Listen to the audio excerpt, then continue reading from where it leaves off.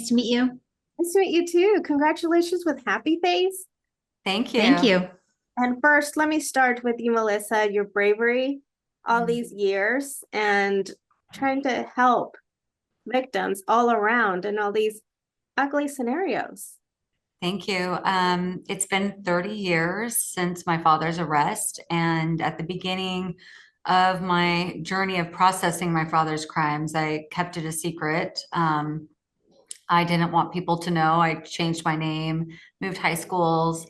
And then it really wasn't until I was older and had a family that I realized I couldn't escape the past. I had to confront it. And that's when I first told my story with Shattered Silence.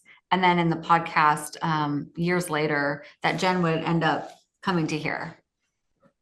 And Jennifer, tell me about your passion for this one. I feel like every time you pick up on a project, especially also as a showrunner, executive producer, there's a bit more meaningful sense.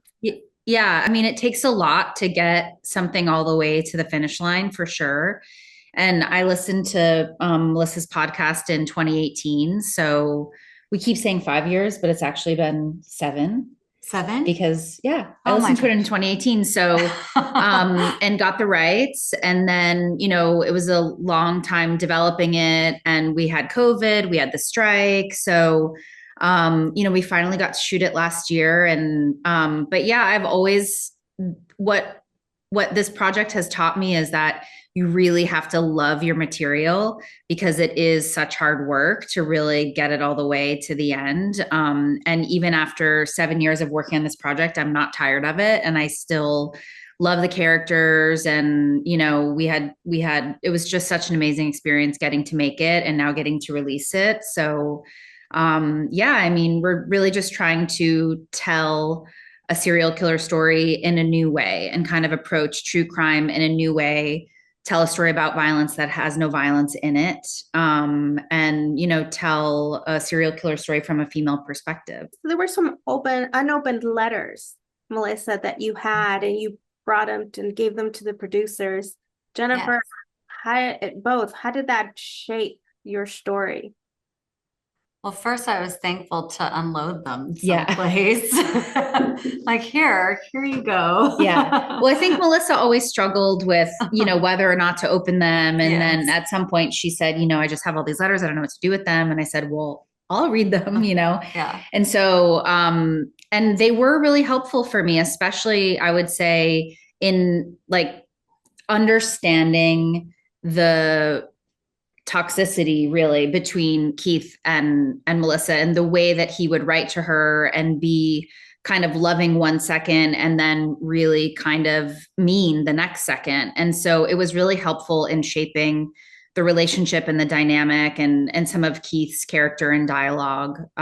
So they were really helpful. And I did share some pieces with the actors as well.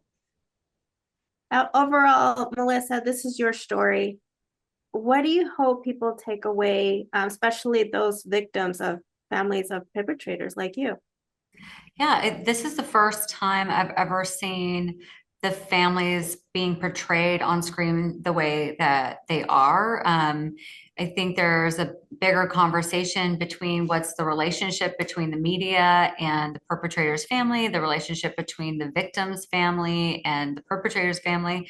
And I've never seen that before. So I hope that people watching it that have somewhat of a similar story or been affected by crime will feel seen and not feel alone. Especially there's complex emotions when you're talking about sharing your story when you're a survivor of crime. And for a lot of families who are survivors of crime or are victims of crime, their relationship with the media is very difficult because on one end they see it as a tool and it's helpful, and on the other end they feel exploited. So I think this series shows what that's like for these families. Well, thank you both. Thank you for bringing us Happy Face.